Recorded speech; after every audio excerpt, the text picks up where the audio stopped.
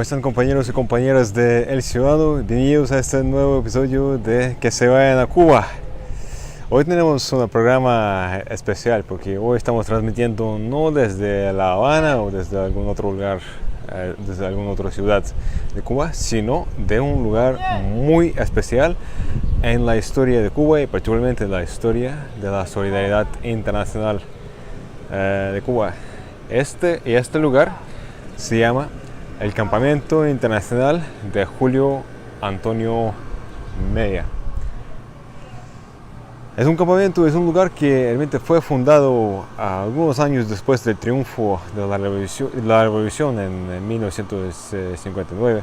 Fue fundado justo con esta misión de la solidaridad internacional con Cuba. Un lugar donde la gente puede venir, puede aprender sobre los varios logros, desarrollos de la historia de la revolución cubana.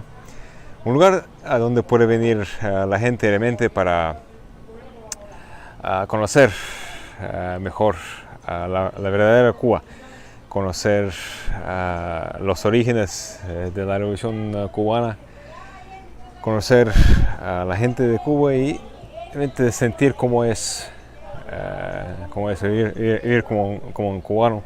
Pero además, este lugar tiene mucho valor simbólico, porque aquí, como me dijeron los organizadores del campamento, a este lugar han pasado ya más que 100.000 personas, es decir, entre 1962 y hoy, en los últimos 50 años, más que 100.000 personas han formado parte de varias brigadas internacionales desde América Latina, desde Europa, desde Norteamérica, desde Australia, desde otras partes del mundo. Y justo hoy nos toca entrevistar, nos toca hablar con varios participantes de las brigadas desde Australia y desde Europa. Así que le vamos a presentar varios participantes y también escuchar sus opiniones, sus expresiones sobre las brigadas, sobre su tiempo aquí en Cuba. Este campamento realmente, como fue construido en los años 60, pues aún realmente todavía tiene esta energía, y todavía aún tiene este sentido, todavía tiene esta atmósfera de aquellos años. Varios compañeros varios compañeros brigadistas todavía están aquí, porque la brigada nórdica se va y los australianos se quedan.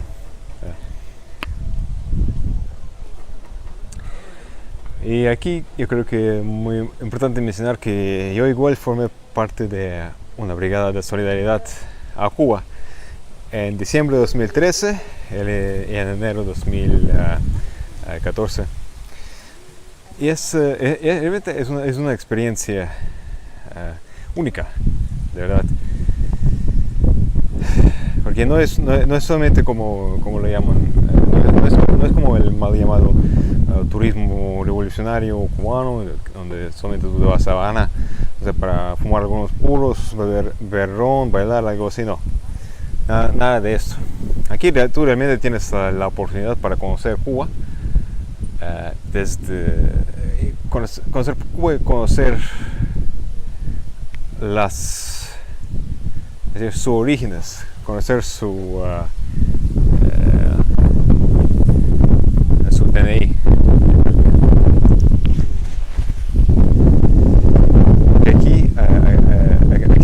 Aquí te toca ir a varios lugares importantes, reunirse con los obreros, con los representantes de los sindicatos cubanos. Aquí te toca reunirse con los colectivos LGBTI,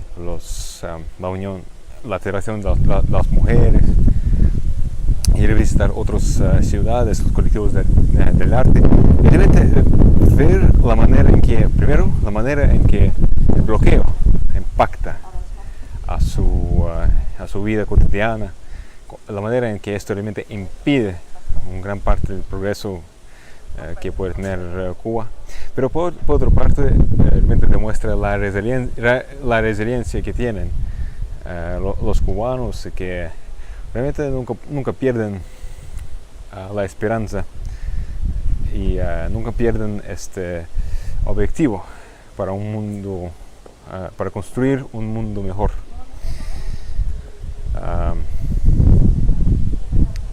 Y este lugar justamente sirve exactamente para esto. Es un lugar de convergencia para personas de todo el mundo, no solamente para descubrir Cuba, pero también para compartir estas experiencias con sus amigos, con su familia, en su país natal, y intentar construir los lazos de solidaridad y de amistad con este país maravilloso. Bueno, ahora vamos a entrevistar a varios participantes y realmente mostrar lo que ellos han aprendido o que ellos sí desean aprender de Cuba y de su experiencia aquí. My name is Adam and I'm from Canberra. So personally for me it's about extending international solidarity with Cuba and supporting the Cuban Revolution through practical work, but also, and I think most importantly for most people, it's about experiencing an alternative system, an alternative economic system, political system, educational system, medical system, and then being able to think about how that could be applied in countries like Australia, and then I think really importantly throughout the global south, how Cuba demonstrates an alternative model of radical sovereignty, and to practically understand what it is like to live under the blockade on the one hand, but also to live within a flourishing revolutionary state as well. I hope that people from our group can get a lot out of this experience, to try something new, and to have a more thorough understanding of the conditions that Cubans live under, struggling against the blockade, but also attempting to provide world-class education, medical system, etc. Hello, I'm Chris and I'm from Denmark. And my name is Cecil and I'm from Denmark too. And what was the main reason why you decided to come to Cuba on the Nordic Brigades? So I have been to Cuba before, but I was way younger and not as politically aware. And I've been involved with various organizations before we came. And yeah, I'm a strong believer in anti-imperialism, so I wanted to come here and support the struggle of the Cuban people and learn more about what building solidarity and community looks like, so that I might transfer some of that to my own situation in Denmark. Yeah, and for me, like, I didn't know much about Cuba, but I'm like also a supporter of the Cuban Revolution, and I basically came here to learn a lot more. And what has been your experience on the brigade? Like, what have you learned about Cuba, about its struggle, about its history while you're here? Yeah, I guess the biggest thing we learned is that it's really complex, like the struggle, like. So that's one reason, but all the effects of the blockade is really complex, I think. Yeah, I think that, there's an obvious enemy here, but the solutions are often causing new problems, and that makes it very hard to escape the sort of vicious circle that Cuba finds itself in. But then on the other hand, I have learned a lot about community and how a society might look when individualism isn't at the forefront of everything that's done. So to me it's been a great inspiration to see how Cubans stick together, how they support each other, and how they live life close to their neighbors, close to their community, and close to their country. And I think that it's very inspiring to see nationalism that isn't problematic, but is actually fighting for the greater good of everyone. My name is Torben, I'm from Germany, Lüneburg near Hamburg, and I'm from the Left Party in Germany and also Cuba C. We learned a lot of things. I mean, my expectation was, many people I was talking about, how is Cuba, and that I talked about, you know, I will visit Cuba, said to me, oh, do it before socialism collapsed because Cuba is having a hard time.